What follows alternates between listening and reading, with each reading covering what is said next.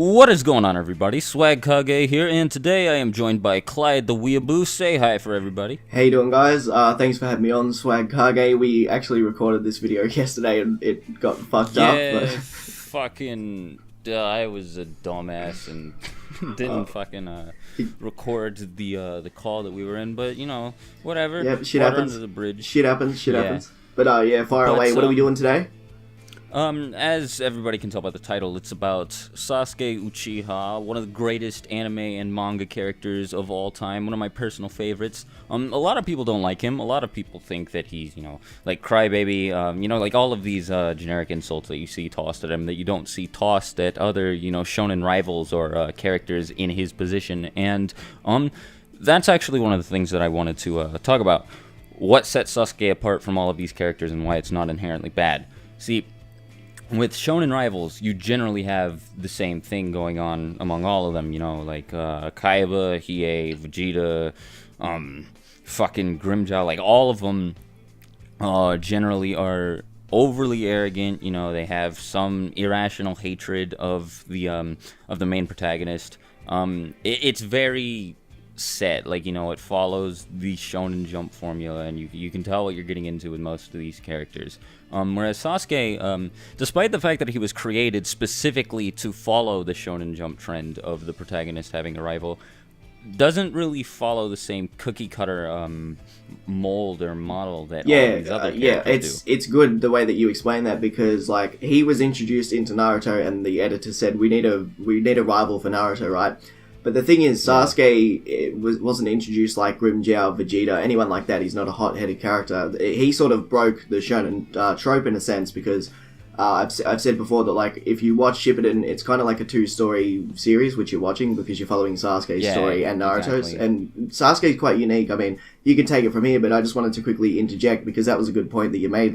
He isn't following the typical Shonen Jump trope, which is kind of why I do enjoy Sasuke a lot compared to other rivals. Yeah, exactly. He gets so much development too, unlike a lot of these characters, and he's allowed to do things that these other characters wouldn't do.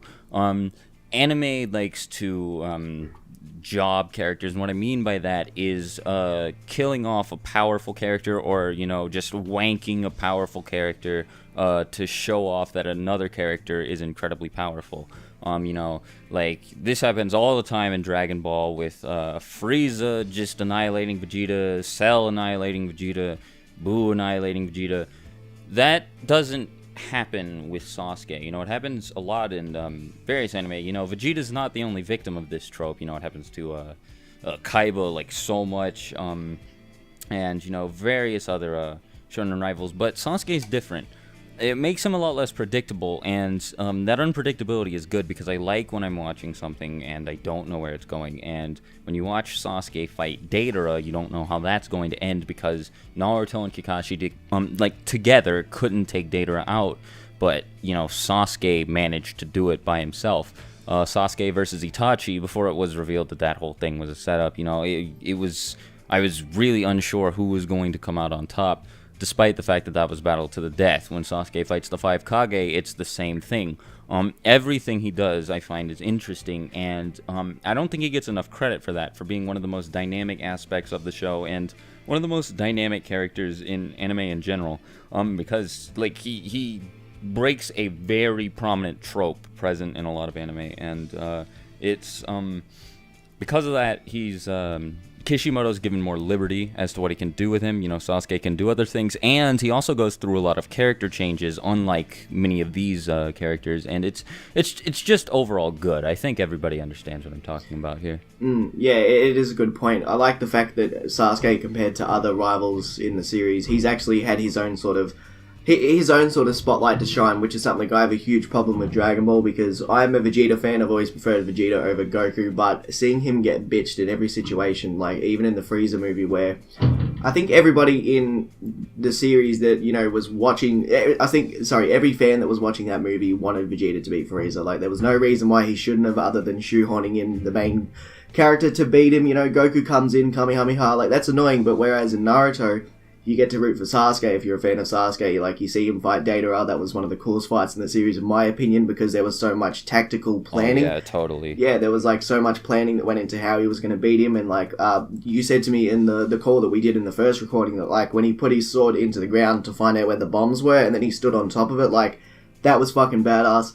Then you had the fight with Danzo. Like, if that was Naruto against Danzo... God. I honestly don't see Naruto getting out of that because Danzo was just so fucking bullshit hacks, and the fact that Sasuke could work, Yeah. he worked out how the ability worked. He ended up getting that genjutsu on his hand without him looking. Like, that's so awesome. I love that it's not just let's suck off the main character throughout the whole series and just have arse pulls with Naruto. Like, we got to see Sasuke show off.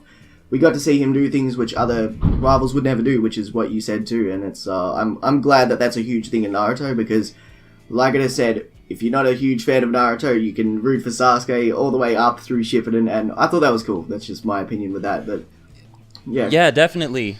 And it makes the final battle between Naruto and Sasuke a lot more... well, I mean, barring the fact that everyone knew that everyone was going to survive through that fight, because of the fact that the last was revealed before the chapters of the fight came out. Like, putting that aside, it makes the final fight a lot easier to get invested in because of the fact that you care about both characters. When I was first reading through the final chapters of the manga, I was like fucking, like, I did not want anything bad to happen to Sasuke. I didn't want anything bad to happen to Naruto either. But, like, I was really, really, really on Sasuke's... maybe not on his side because, like, what he was trying to do wasn't exactly the best, but, like, I got where he was coming from, and I didn't want him to die because of, what he believed. And I also think that Sasuke is responsible for one of the coolest plot twists, like, ever. Like, what he did in chapter 692, where he was just like, before we release the Infinite Tsukuyomi, let me kill the 5 Kage and annihilate all of the tailed beasts. Like, that was, like, Majin Vegeta times 10,000. Like, that was insane. And, like, I knew Naruto was going to end up fighting Sasuke, but I didn't know it was going to be, like, this crazy. And, you get that sort of stuff with Sasuke all the time. Like, when he was fighting the Raikage evenly, and a lot of people say that fight against the Raikage was an example of Sasuke getting slaughtered. No, it was not. That's Sasuke bullshit. was fighting. That's bullshit. I know, he was fighting the Raikage evenly. The There's, Raikage lost like, an arm, and he nearly lost his legs. Here's the thing, like, in the Naruto universe, they hadn't ever, like, Naruto and Sasuke hadn't really fought anyone who was that high of speed. Like, speed wasn't a huge feat in Naruto. It wasn't something that, like, a character would focus his main attributes on. So, out of nowhere comes this fucking Raikage who can move at the speed of lightning. It's like, what, Sasuke was obviously shocked at the time because he wasn't ready for that, but he still held his own. Then went on to fight the other Kages, then went on to fight Danzo and beat Danzo. Like, that feat alone, that's insane. That's something I, clap my hands for Sasuke because he gets so much shit. I know. Honestly, compared to other villains, compared to other rivals, he doesn't get bitched pretty much at all. Like, if anything... It's because he doesn't care. His resolve is, like, unshakable. And, he has a whole lot more purpose behind what he's doing other than just, I'm gonna prove myself. Like, he doesn't care what other people think of him, and that helps him out so much because, like, with generic shonen rivals, it's usually like a pride thing, like a massive pride thing. And, with Sasuke, he's just, like, he doesn't give a fuck what anybody thinks about him. And, it's very admirable because, he knows the world is fucked because of what he's been through. And, so he's just like, if other people don't see things the way I do, like, that's just life. I don't care. I'm going to get what I want either way. Yeah, I do agree. Like, if you compare Sasuke to the other rivals in the series, like, for example, in Bleach, you have Grimmjow, who, when he came back and stuff during the war, Suikage doesn't know a lot about this, but anyway, one of the things that happened was he came in and he wanted to show, like, he pretty much ran ahead, whereas this is something Vegeta would also do. He ran ahead, he's like, no, I'm just going to go take out the villain, whatever. Vegeta did this in the Buu saga when it come to going against Buu. He's like, sorry, Gohan, blah, blah, blah, I'm just going to go in there and suicide bomb. Same thing with Bleach and so on. Like, it's good that, in a sense, like, Sasuke wasn't doing it to make himself look better than Naruto. He had his own motives and goals in the series, which is why I think that it's silly that he gets shit for leaving the village when you need to realize he has no obligation to stay in the Leaf Village. Like, just because he's friends with Naruto, like, that friendship isn't a lifelong marriage, like, seal. Like, no, you gotta stay here, you know, you're my friend now, whatever. Like, one of the things which is kind of annoying is that, like, Sasuke, I would be pretty annoyed if I had some kid fucking following me 24/7, like, oh my god, I love you, come back to the village. Like, no, he had his own goals. Like, if you look at what happened... Well, not to mention, like, while they were in the village, Naruto constantly fucking complained about everything Sasuke did. Yeah. So, like, when he was suddenly asking Sasuke to come back to the village, Sasuke could have probably easily just been like, fucking, make up your mind. But yeah, no, like you were saying, I'm sorry to cut you off here, but, No, like, it's fine. Sasuke had no obligation to stay in the Hidden Leaf Village. His family was dead, and the only person in his family who was still alive was somebody who was, like, he had... a life oath to kill. You know, right. He had spent his entire life training to kill Itachi, and then he just got wanked by Itachi, and then, you know, he saw, you know, Naruto had gotten so powerful, you know, during the fight against Gaara, and then with that whole Rasengan against the water canister thing, and the curse mark also caused him to, you know, fall under Orochimaru's influence a lot more easily. There were just a lot of factors, and I totally understand why he left the village. And it's not like it didn't work for him, because it did. He came out, like, S-class level. He took out Yamato, Naruto, Sakura, and Sai, like, with no problems whatsoever. And Yamato, a member of the Foundation and an Anbu member, right, was like, yeah, no, this guy's too dangerous. I gotta kill him now. That's some... like, crazy shit, you know. Yeah, like, Sasuke put the effort in to get strong. A lot of people don't give him credit, but, like, if you take away the Nine Tails from Naruto, Sasuke, honestly... Sasuke literally did. Yeah. You know, like, he just popped the bubble Nine Tails, and, like, then Naruto couldn't do anything against him. Yeah, if you do take the Nine Tails away from Naruto, for example, like I was saying, Sasuke, in general, had, like, technique that which he'd trained over time. Once, even with the curse mark removed, he was still strong as fuck. Like, you can't take away the effort and the training that he put through during the 2 years, and we've seen that he had obviously trained way harder than Naruto did, because when they first met up, he was just leagues ahead of him, just like you said, you know. Yamato is like... And they were even when they fought last in the Valley of the End. Yeah, exactly. Yeah, which is... yeah, I do agree. I suppose they were, because, you know, Naruto was at that stage then, but that's besides the point. I mean, it's good that... Sasuke put in so much effort, but he doesn't get credited for it because everyone's like, oh, he's just an emo that complains. Like, honestly, if you're in his shoes, how would you act? Like, honestly, how would you act? The only person that he had that was relatively family to him was Itachi, and Itachi was, you know, in his mind, it was all a big lie. He'd been lied to his entire childhood after his entire clan had been slaughtered. And then, you know, he's getting pulled from every direction. Like, which way does he go? He has to decide for himself. So I understand why he got so corrupted over time, because everything was so sketchy. Like, the Leaf Village was full of lies. Just about everything, all the different villages you've seen with the Hidden Mist village. Like, Kasame said the exact same thing. Like, you know, there's so much bullshit going on in the shadows. Like, we have no idea what the deal is. And... Yeah, exactly. Yeah. And, you know, like, what was Sasuke supposed to do? Just go back to the Hidden Leaf after that? You know, if I were Sasuke, I would have a really hard time just living there, you know, like, knowing everything and not being able to speak up about what happened with Itachi. You know, like, he was seriously just expected to go back to the Leaf and just live a normal life. Like, what? No. And, you know, a lot of people say, well, it doesn't make sense that Sasuke, just, you know, he wants to destroy the Leaf Village. That's not what Itachi wanted. But Sasuke says on multiple occasions he doesn't give a shit what Itachi wanted.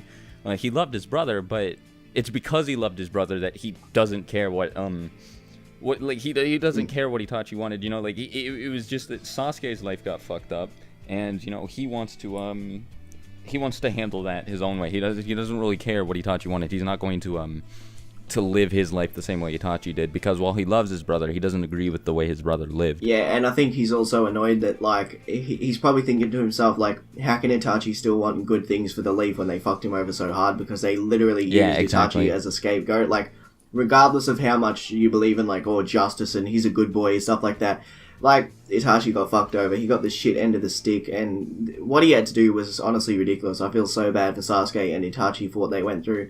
And to call Sasuke in particular just an emo kid that complains, like, that's such a silly cop-out. Like, I think to myself, you even watching the same story, because if you have no understanding or empathy towards Sasuke and his storyline, then I don't know, you shouldn't be watching Naruto, you shouldn't have an opinion on this, because it's just silly. Like, Sasuke's whole character revolved around that event, which is insane. Like, I suppose Naruto had a shitty childhood too, but it wasn't the same example to that extent. As Sasuke tells Naruto, you don't know what it felt like to lose all that. So it's not the same thing.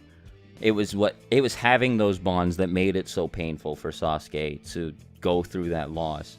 And then to find out that, all of that hatred that had been festering inside of him for Itachi was misplaced, that he should have loved Itachi the entire time. Like, that would have made me break down in tears the same way it made Sasuke break down in tears. And that's the only time that kid cries in the series. So, again, tossing the complaint crybaby at him is, like, really weird to me.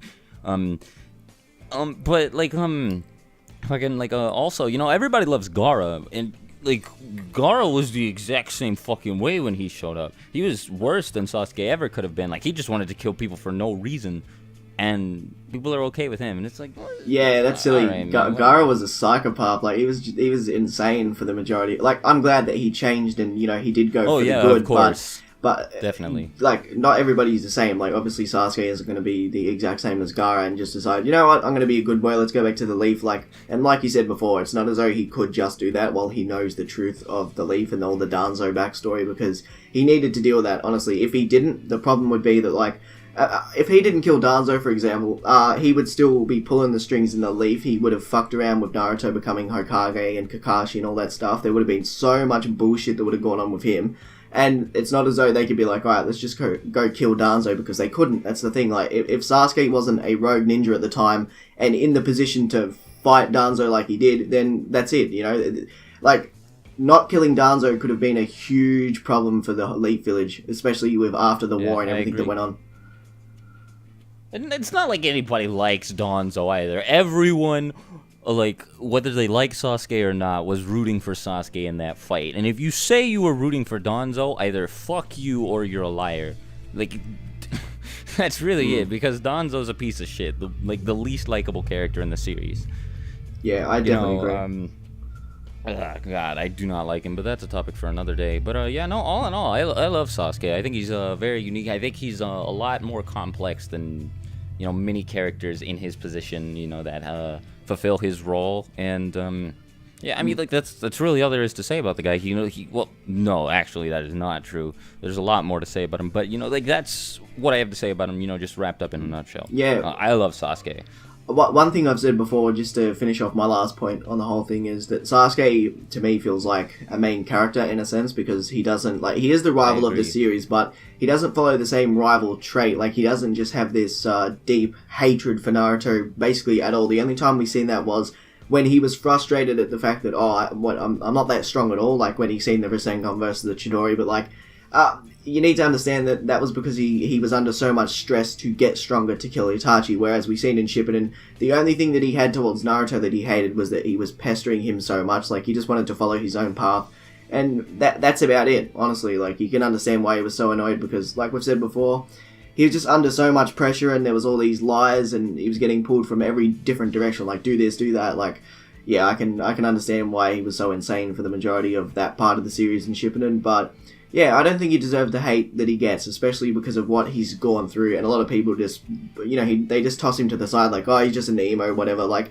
well, it's not the case, because if you compare him to, like, Madara, for example, there's a huge difference with their childhoods. Like, Madara was a power-hungry just god to an extent, whereas Sasuke was mentally fucked from his childhood up until throughout the whole series. Even then, what Madara did was way worse than anything Sasuke ever did. Like, Sasuke stabbed Karin and people went ballistic. Meanwhile, Madara killed, like, a bajillion innocent people in, like, 30 seconds, so... and everybody loves Madara. I love Madara. Madara's great. I'm just saying, like, complaining about Sasuke because he's done a few bad things, it's like, whatever, man. Yeah. Double standards, but, oh well. I think I've made my points about Sasuke, and you've made some pretty good points as well. All in all, great character, and I think he's a nice, I think he's different from, it's good that he's different from all of the characters that share his role. But anyways, So that's about all from us. Go subscribe to Clyde if you haven't. Like, he's great. He makes really cool discussion videos like this, and he also has. If you like the in-depth explanation stuff that I do, then you'll like his Anime Fight Night series. It's sort of like Death Battle, but you know, it comes from somebody who's like a big fan of anime. You know, like I think he has a lot more passion for what he does. It's definitely better. Like, I talked to Swag Kage about it before, and in my opinion, like, you might not enjoy it. I don't have the cool animations at the end. You know, if the series takes off or my channel takes off in the future, I might go to that extent and get animations like what Death Battle does. But at the moment, I do the series because I like to get really in depth with their abilities, how fast they are, how strong they are. It's basically Death Battle, but anime only, and it's better. Let's be honest. So yeah, check that out if you want, guys. I don't know if you'll be a huge fan of it, but I will upload a Dragon Ball Z versus One Punch Man one soon, which I have in mind, but it's not done yet. So hopefully by the time you check out my channel, you'll be able to see that too. Thank you so much for having me on your channel, Swag Kage. It means a lot. I love your content. Stay subscribed to Swag Kage. Yeah, no problem. But yeah, that'll be all from both of us. So, you know, you guys take care, have a fantastic day, and I'll talk to you later. Peace out. Bye.